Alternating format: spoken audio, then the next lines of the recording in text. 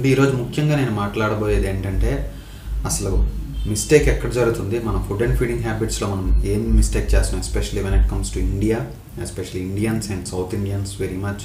So ఏం mistakes అందరూ చేస్తున్నారు, సో దీనివల్ల ఏమేమి కాంప్లికేషన్స్ వస్తున్నాయి, దానికి ఇప్పుడు రీసెంట్ స్టడీస్లో ఏం చెప్తున్నారు, ఎలాంటి ప్రికాషన్స్ తీసుకోవాలి, డైట్ హ్యాబిట్స్ని అలాగే చేంజ్ చేసుకోవాలన్న వాటి మీద ఇప్పుడు మనం డిస్కస్ చేద్దాం. సో ఈ ఇంత సఫిస్టికేటెడ్ హ్యూమన్ బాడీ, ఎంత సఫిస్టికేటెడ్ కొన్ని మిలియన్స్ ఆఫ్ ఇయర్స్ నుండి డిఎన్ఏ మాడిఫై అవుతూ ఇంత sophisticated mechanisms, it could be physiological or whatever you call psychological, ఇంత మంచి మనకి ఎబిలిటీస్ ఉండి కూడా ఎందుకు ఒబిసిటీ దానివల్ల ఫర్దర్గా చాలా మటుకు మనకి హెల్త్ కాంప్లికేషన్స్ వచ్చి ఆ హెల్త్ కాంప్లికేషన్స్ ద్వారా మన లైఫ్ టెన్యూర్ ఏదైతే ఉందో దాన్ని తగ్గించుకోవడం జరుగుతుంది. ఇప్పుడు మెడికల్గా మనం ఎంత డెవలప్ అవుతున్నా సరే గతంతో కంపేర్ చేసినట్లయితే యావరేజ్ పక్కన పెడితే ఎక్కువ మంది మన అమ్మమ్మలు తాతయ్యలు కానీ 90 సంవత్సరాలు 100 సంవత్సరాలు బతికిన వాళ్ళు ఉంటే ఇప్పుడు 70 అంటే చాలా ఎక్కువ కష్టమైపోతుంది. సో ఎందుకు ఇట్లా జరుగుతుంది, అది కూడా చాలా ట్యాబ్లెట్స్ డాక్టర్స్ హెల్ప్ 70 వరకు వెళ్తున్న పరిస్థితి ఉంది. ఎందుకు ఇలా జరుగుతుంది, అందుకని మనం ఆలోచిస్తే మేజర్గా జరిగిన ఫుడ్ అండ్ ఫీడింగ్ హ్యాబిట్స్లో వచ్చిన changes, at the same time life style changes what ever. Okay, ఇద్దరు రీసెర్చర్స్ గురించి నేను ఇక్కడ చెప్పాలి. అది ఒకటి జాసన్ ఫంగ్, రెండు గ్యారీ టాప్స్. సో వీళ్ళిద్దరూ ఏం చెప్తున్నారు అన్నది నేను డిస్కస్ చేస్తాను. ఇప్పుడు జాసన్ ఫంగ్ అన్న ఆయన చెప్తుంది కానీ మనం తీసుకున్నట్లయితే ఇప్పటివరకు ఏదైతే క్యాలరీ కన్జంప్షన్ కాన్సెప్ట్లో మనం ఉన్నామో కాన్సెప్ట్స్ అన్నీ ఏమీ పని చేయట్లేదు, ఇవన్నీ కరెక్ట్ కాదు అని ఆయన చెప్తున్నాడు. ఎందుకంటే ఇక్కడ నెంబర్ ఆఫ్ క్యాలరీస్ కాకుండా, ఫర్ ఎగ్జాంపుల్ నేను ఒక 100 grams ఆఫ్ డోనట్ తింటే ఎన్ని క్యాలరీస్ వస్తాయి, అన్ని క్యాలరీకి సరిపడా బ్రోకలీ కూడా నేను తిన్నాను అనుకుందాం. ఇప్పుడు రెండింటి నుండి వచ్చిన క్యాలరీస్ ఈక్వల్గా ఉన్నాయి, కానీ ఆ క్యాలరీస్ నా బాడీలో పనిచేసే విధానం అన్నది మారుతుంది. బ్రోకలీ నుంచి వచ్చిన క్యాలరీస్ నాకు ఫ్యాట్ మేకింగ్ అన్నది చేయదు, కానీ డోనట్ నుండి వచ్చిన క్యాలరీస్ ఫ్యాట్ మేకింగ్ అన్నది చేస్తుంది. ఇది చాలా ఇంట్రెస్టింగ్ టాపిక్ మనం ఆలోచించినట్టయితే.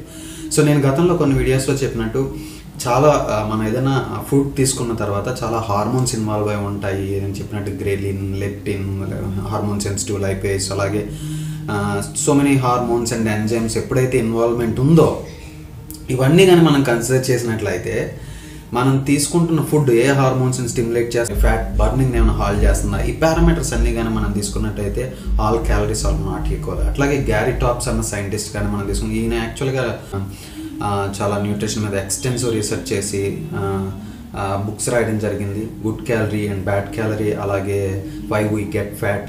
అలాగే మనం జాసన్ ఫంగ్ బుక్స్ కానీ తీసుకున్నట్టయితే ఒబిసిటీ కోడ్, అలాగే డయాబెటీస్ కోడ్.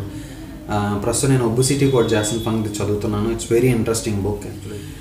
ఇంకా నేను జాసన్ ఫంగ్ అదర్ బుక్స్ అలాగే గ్యారీ టాప్స్ అదర్ బుక్స్ కూడా చదవాల్సి ఉంది. whenever I find time I will read them as well. But the point here we have to understand is, even if you watch their videos in YouTube, one thing they are clearly saying, that is, it's not that the creating calorie deficit will always work. అట్లాగే at the same time fat consumption మనం ఆపేసాం, fat consumption ఆపేసినంత మాత్రాన heart problems కానీ లేదంటే obesity కానీ తగ్గట్లేదు. So fat is not the reason or cause behind the obesity and heart problems అని కూడా వాళ్ళు చెప్పడం జరుగుతుంది. అంతేకాకుండా గ్యారీ టాప్స్ కొన్ని ప్రెజెంటేషన్స్లో ఆయన చెప్తుంది ఏంటంటే, ఈ వెయిట్ గెయిన్ అన్నది లేకపోతే ఒబిసిటీ అన్నది ప్రాస్పరిటీ వల్ల వచ్చిందని చెప్పి చాలామంది దీన్ని ప్రాస్పరిటీకి లేకపోతే డెవలప్మెంట్కి, ఎకానమీ డెవలప్మెంట్కి దీన్ని ఆపాదించడం జరిగింది. బట్ అది కరెక్ట్ కాదని ఆయన చెప్తున్నాడు. ఎందుకంటే పూర్ పీపుల్ అలాగే పూర్ కంట్రీస్లో కూడా ఒబిసిటీ ప్రాబ్లం ఉన్నది. రిఫైన్డ్ కార్బ్స్ ఏవైతే ఉన్నాయో అటు రిచ్నే కాకుండా ఇటు పూర్ను కూడా ఒబిసిటీకి గురి చేస్తున్నాయి. At the same time various health complications అన్నవి మనకి రావడం జరుగుతుంది. మనం కంప్లీట్గా మిస్గైడ్ చేయబడి ఉన్నాం. గత కొన్ని సంవత్సరాలుగా బాగా రిఫైన్డ్ కార్బ్స్ వైపు మనం డ్రైవ్ చేయబడుతున్నాం. 80% మనం కార్బ్స్ తీసుకునే పరిస్థితి ఈరోజు ఉంది. కొంచెం కర్రీ తీసుకుని ఎక్కువ రైస్, చపాతీ లేకపోతే ఎక్కువ తిని ఆ మ్యాక్రోన్యూట్రియంట్ రేషియోని సరిగ్గా మనం పాటించకపోవడం వల్ల వేరియస్ హెల్త్ కాంప్లికేషన్స్ వస్తున్నాయి. It could B diabetes, hypertension, obesity, all metabolic syndrome issues, all hormonal issues, PCOD issues in women. ఇవన్నీ కూడా మనం కానీ చూసినట్లయితే ఇదంతా కూడా మనం సరిగ్గా ఫుడ్ తీసుకోకపోవడం వల్ల.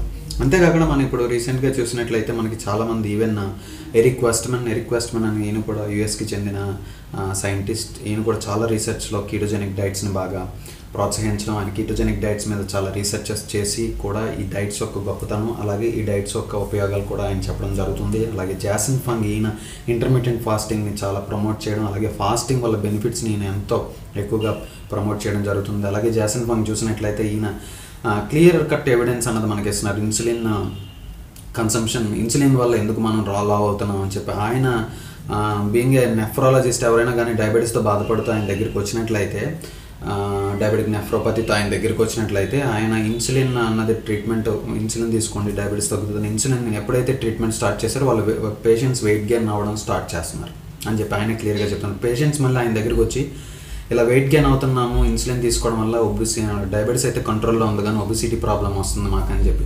సో క్లియర్గా ఆయన ఏం చెప్తున్నాడంటే I can make any one fat by giving insulin అని చెప్పి ఆయన చెప్తున్నాడు అనమాట. ఇన్సులిన్ అన్నది ఎప్పుడు మన బాడీలో ఎక్కువగా ప్రొడ్యూస్ అవుతుందంటే మనం రిఫైన్డ్ కార్బ్స్ లేదంటే కార్బోహైడ్రేట్స్, స్వీట్స్, షుగర్స్ ఇవన్నీ స్టార్చెస్ తీసుకుంటున్నప్పుడు. సో మనకి రీజన్ తెలిసింది ఇప్పుడు ఎందువల్ల మనం ఒబిసిటీ వస్తుంది, లావ్ అవుతున్నాం అని చెప్పి. సో మ్యాక్రో న్యూట్రియంట్ రేషియోని సెట్ చేసుకొని మనం మంచిగా ఫుడ్ తీసుకున్నట్లయితే ఈ ప్రాబ్లమ్స్ అన్నిటి నుంచి మనం దూరంగా వెళ్ళవచ్చు. అలాగే రీసెంట్గా చూసినట్టయితే తెలుగు స్టేట్స్లో ఇప్పుడు మనకి విఆర్కే డైట్ బాగా ఫేమస్ అయింది. ఇది ఎందుకంటే ఇది ఆకోవాకి చెందిన డైట్. రిఫైన్డ్ కార్బ్స్ని, కార్బోహైడ్రేట్స్ని పక్కన పెట్టి మిగిలిన ప్రోటీన్ అలాగే ఫ్యాట్ కన్సంప్షన్ మేజర్గా ప్రమోట్ చేస్తున్న డైట్ ఇది. అది ఒక టెంపరీ కీటోజెనిక్ డైట్ కింద దీన్ని మనం కన్సిడర్ చేయొచ్చు. మనం వీలైనంత వరకు కన్సూమ్ చేయవలసింది ఇనఫ్ ఫ్యాట్, అలాగే ఇనఫ్ ప్రోటీన్, ఇనఫ్ వెజిటబుల్స్.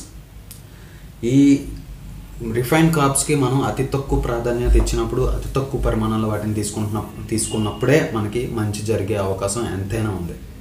ఈ కీటోజెనిక్ డైట్స్లో అందుకే ఎస్పెషలీ మనకి ఎక్కువ ఫ్యాట్ తీసుకోమంటారు. ఇనీషియల్గా ఫ్యాట్ 70 to 75% ఫ్యాట్ తీసుకోవాలి, తర్వాత 20 to 25% ప్రోటీన్ తీసుకొని ఓన్లీ 5 to 10% మాత్రమే కార్బోహైడ్రేట్స్ని మనం రెస్ట్రిక్ట్ చేయడం జరుగుతుంది. అది కూడా ఆ కార్బ్స్ని కూడా మనం ఏ ఆల్మండ్స్, వాల్నట్ వాటి ద్వారానే, వెజిటబుల్స్ వీటి ద్వారానే మనం ఇవ్వడం జరుగుతుంది. సో ఇవన్నీ కూడా all are connected to insulin resistance and to bring you out of insulin resistance అనమాట. ఇన్సులిన్ రెసిస్టెన్స్కి associated so many health problems ఉన్నాయి. దెర్ ఆర్ అరౌండ్ 64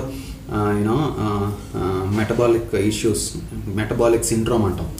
ఈ metabolic syndrome associated 64 health issues are actually can be cured through this ketogenic diets. ఇది కొన్ని రోజులు చేసి తర్వాత మళ్ళీ మంచి కాంప్లెక్స్ కార్బోహైడ్రేట్స్ ఉన్న ఫుడ్ తీసుకోవడం, తర్వాత లైఫ్ స్టైల్ చేంజెస్ చేసుకొని ఎక్సర్సైజ్ని ఇన్కార్పొరేట్ చేసుకోవడం, జిమ్కి వెళ్ళే అలవాటుని చేసుకోవడం, అలాగే వెయిట్స్ ఎక్సర్సైజ్ చేసుకొని మజిల్ని ఇంక్రీజ్ చేసుకోవడం. ఎక్కువ మజిల్ ఉంటే you can burn more calories, me BMR పెరుగుతుంది, అలాగే మీరు ఎనర్జెటిక్గా ఉంటారు.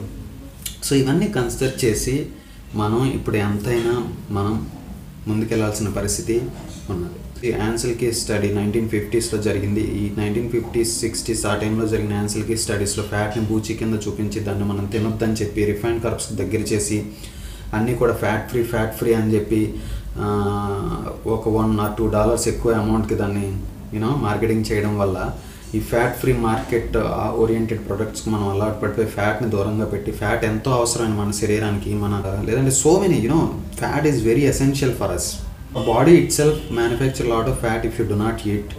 మన లివర్ ఫ్యాట్ని మ్యానుఫ్యాక్చరింగ్ చేసే కెపాసిటీ దానికి ఉంది, ఫ్యాట్ని తయారు చేస్తుంది. అలాగే అందుకే మీరు తక్కువ ఫ్యాట్ కానీ ఇస్తే ఎక్కువ ఫ్యాట్ని మన బాడీకి తయారు చేసుకొని ట్రైగ్లిజరైడ్స్, అలాగే అదర్ ఎల్డిఎల్, హెచ్డిఎల్ ఇంబ్యాలెన్స్ అన్నది మన బాడీలో జరుగుతుంది. అంతేకాకుండా మనం కూడా గుర్తుంచుకోవాల్సింది ఏంటంటే ఈ ఫ్యాట్ కన్జంప్షన్ అనేది మనం కంప్లీట్గా ఆపేసాక మనకి ఒబిసిటీ అవ్వచ్చు, హార్ట్ ప్రాబ్లమ్స్ అవ్వచ్చు, ఇవన్నీ పెరుగుతూ వస్తున్నాయి. So any association it could B వాళ్ళు చెప్తున్న గైడ్లైన్స్ కొంతవరకు నిజమైనప్పటికీ మనం బేసికల్గా ఒక లాజికల్గా కానీ ఆలోచించినట్లయితే ఎందుకు అవన్నీ పనిచేయట్లేదు, ఎందుకు ఇంకా హెల్త్ ప్రాబ్లమ్స్ పెరుగుతున్నాయి అని ఇవన్నీ కూడా మనం ఆలోచించాల్సిన పరిస్థితి అంతేనా ఉంటుంది నేను చెప్దాం అనుకున్నది. సో ఓవరాల్గా ఇది నా opinion.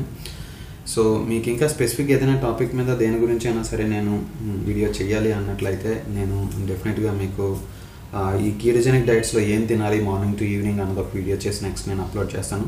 So thanks for your encouragement and keep watching. Thank you.